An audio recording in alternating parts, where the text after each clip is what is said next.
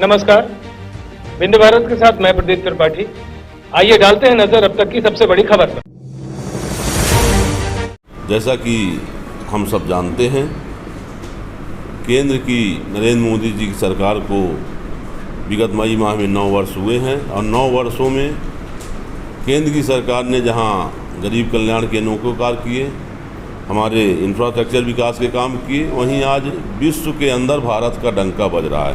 भारत विश्व गुरु बनने की ओर अग्रसर है। इसके साथ ही मध्य प्रदेश में भारतीय जनता पार्टी की 2003 में जब सरकार बनी, तब से लेकर आज तक मध्य प्रदेश की दशा और दिशा दोनों ही बदली हुई है। चाहे वो गरीब कल्याण का विषय हो, चाहे इंफ्रास्ट्रक्चर का विषय हो, चाहे युवाओं का विषय हो, चाहे प्रदेश की वृद्धि का विषय हो, चाहे किसानों का विषय हो, ऐसे सभी क्षेत्रों में एक आमूलचूल परिवर्तन आया, क्रांतिकारी परिवर्तन आया है। जहां एक तरफ भारतीय जनता पार्टी की सरकारें, चाहे वह केंद्र की हो, चाहे वह प्रदेश की हो, सेवा, सुशासन और गरीब कल्याण के संकल्प को लेकर सभी वर्गों के लिए, सभी समाज के लिए कार्य करने में लगी हुई है। चाहे वह हमारे महिलाओं के लिए हो, बहनों के लिए हो, युवाओं के लिए हो, किसानों के लिए हो, हमारे SC ST भाई बहनों के लिए हो, सब के लिए कुछ न कुछ योजनाएं आई हैं और सबके जीवन स्तर को ऊंचा उठाने का काम किया है। सबके जीवन में परिवर्तन आया है। आज सभी इस खुशी के साथ कि यह सरकार भारतीय जनता पार्टी की नहीं बल्कि हमारी सरकार है, इस भाव के साथ हर व्यक्ति मध्य प्रदेश का खुश है। वहीं जहां मध्य प्रदेश में भारतीय जनता पार्टी की सरकारों की बात करें, शिवराज सिंह जी सरकारों की बात करें, जहां हम विकास की ओर लगातार बढ़ रहे हैं, वहीं कांग्रेस ने प्रदेश के अंदर प्रदेश के लोगों के साथ हमेशा ही कुठाराघात किया है। चाहे वह 1993 से लेकर 2003 का विषय रहा हो, इन 10 वर्षों में माननीय दिग्विजय सिंह जी ने प्रदेश के साथ क्या किया, प्रदेश की क्या दुर्दशा थी। न कहीं रोड थी, न सड़कें थी, न विद्यालय थे, न स्वास्थ्य की कोई सुविधाएं थी, न गरीबों के लिए कोई योजनाएं थी और ना ही उनके पास कोई नीति थी। उन्होंने सिर्फ भ्रष्टाचार को बढ़ावा दिया। मिस्टर बंटा ढाल ने 10 वर्षों में इस देश को जहां पिछड़े बीमारू राज्यों में ला के खड़ा कर दिया था। कोई भी मध्य प्रदेश में आने के लिए मध्य प्रदेश का विषय आता था, चाहे वह इन्वेस्टर्स की बात हो, चाहे शिक्षा का विषय हो, हर कोई मध्य प्रदेश से दूरी बनाता था।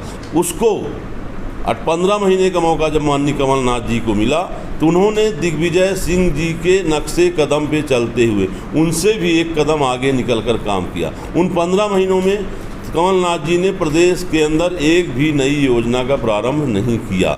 देखिए, जो भी योजनाएं हैं वह ज़रूरतें हैं, मध्य प्रदेश की ज़रूरत है। क्या गरीबों को अधिकार नहीं है कि हमें मिले? क्या गरीबों को समानता का अधिकार नहीं है? तो हम उनके जीवन स्तर को उठाने के लिए योजनाएं ला रहे हैं और उनके जीवन स्तर को उठाने का काम कर रहे हैं। सिद्धांत पर सरकार काम कर रही है जी, 4 भाग के सिद्धांत पर चल रही कि ऋण लो और भी पियो। नहीं, ऐसा नहीं है। आप विकास दर की बात करिए, हर क्षेत्र में करिए, विकास दर भी बढ़ी है। आज दुनिया के अंदर भारत की विकास दर की क्या स्थिति है और भारत के अंदर मध्य प्रदेश की विकास दर की क्या स्थिति है। हम 4 भाग की बात करते हैं, हम किसानों की बात क्यों नहीं करते?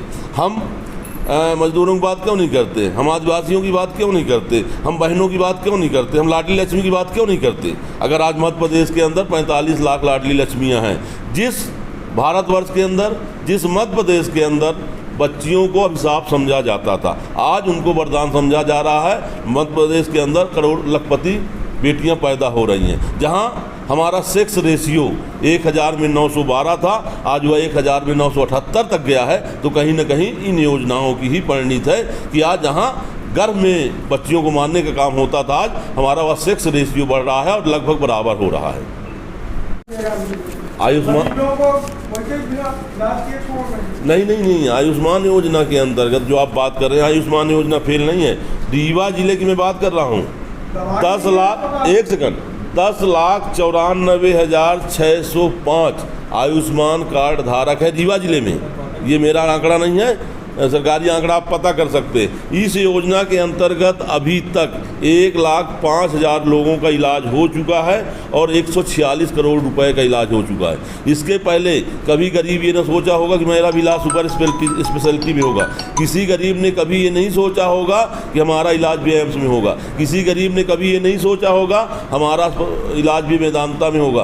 किसी गरीब ने कभी एंजियोप्लास्टी एंजियोग्राफी नहीं सुनी रही होगी, क्योंकि वो उनका हार्ट अटैक होता था और वो काल की गाल में समा जाते थे। ये आयुष्मान योजना मध्य प्रदेश की नहीं, भारतवर्ष की नहीं, दुनिया की सबसे बड़ी योजना है स्वास्थ्य के क्षेत्र में, और इससे लोगों को इलाज मिल रहा है। मैं अपने सुपर स्पेशलिटी में अब तक 2000 एंजियोप्लास्टी हुई हैं, उसमें से 1800 एंजियोप्लास्टी आयुष्मान योजना के अंतर्गत हुई हैं, और वो 1800 लोग अपने रीवा जिला के हमारे ही भाई बहन हैं जिनका इस योजना के अंतर्गत इलाज हुआ है। को बंद करने का काम किया। माननीय शिवराज सिंह जी को संबल योजना हो, चाहे तीर्थ दर्शन योजना हो, चाहे लाडली लक्ष्मी योजना हो, और यहाँ तक कि अंत्योष्ट के लिए जो 5,000 रुपये माननीय शिवराज सिंह जी के द्वारा दिया जा रहा था, उस योजना को भी बंद करने का काम किया। इतने में ही नहीं, इसके साथ हम सब जानते हैं कि मध्य प्रदेश पुनः एक बार भ्रष्टाचार का अड्डा बन गया था। सिर्फ यहाँ उद्योग स्थापित हुआ तो ट्रांसफर उद्योग स्थापित हुआ, वल्लभ भवन में क्या हो रहा था हम सबसे छिपा हुआ नहीं है। तो हम आप सबके माध्यम से इस रीवा जिले की जनता को और मध्य प्रदेश की जनता को बताना चाहते हैं कि विगत 18 वर्षों में भारतीय जनता पार्टी की सरकार ने मध्य प्रदेश के अंदर विकास के नए आयाम छुए हैं, और आगे भी जब तक जनता हमें सेवा का अवसर देती रहेगी हम इस मध्य प्रदेश को अग्रणी राज्यों में खड़ा करेंगे। लाडली बहना योजना हमारे मध्य प्रदेश के बहनों के जीवन स्तर को उठाने के लिए, हमारी गरीब बहनें, हमारे आदिवासी बहनें, हमारे एससी बहनें, इनके पास अगर जो हमारी रूटीन ज़रूरतें हैं वह 1000 उनके जीवन में क्रांतिकारी परिवर्तन लाने वाला है। अगर वह बाजार जाती है, उनका लड़का कहीं किसी ठेला में रोने लगता है, किसी दुकान में किसी खिलौने के लिए रोने लगता है, किसी फल के लिए रोने लगता है, तो उनको अपना मन मारकर लड़के को 2 झापड़ मार के लेके जाना पड़ता है। ये ना हो। देश के अंदर सबको समानता का अधिकार है। हर बच्चे को खिलौना लेने का अधिकार है, हर बच्चे को मार्केट का केला खाने का अधिकार है, हर बच्चे को मिठाई की दुकान में मिठाई खाने का अधिकार है। जो लाडली बहना के माध्यम से मुख्यमंत्री जी ने उन बहनों को ये अधिकार दिया है कि वो अपने बच्चे के भी ख्वाहिशों को पूर्ण कर सके और अपनी रूटीन ज़रूरतों को पूरा कर सके। अगर कांग्रेस की सरकार आ जाए तो भ्रष्टाचार, और भारतीय जनता पार्टी की सरकार आ जाए तो 18 मुख्यमंत्री हमारे, 19 मुख्यमंत्री हमारे हैं। देश की 75 से 80% जनता पे भारतीय जनता पार्टी की सरकारें हैं। वो सब ईवीएम की वजह से 10-15% में सब बटे हुए हैं। कर्नाटक का आप पिछले डाटा दिखा लीजिए, वहाँ का एक ऐसा जनता का मूड एटमॉस्फियर है कि हर 5 वर्ष में वो बदलते हैं। कहीं ना कहीं उनको हम अपनी बात रखने में, अपनी योजनाओं को बताने में उतना सफल नहीं हो पाए हैं। हम फिर प्रयास करेंगे, फिर सरकार बनेगी। देश की जनता का अगर मूड इस बार बदल गया तब?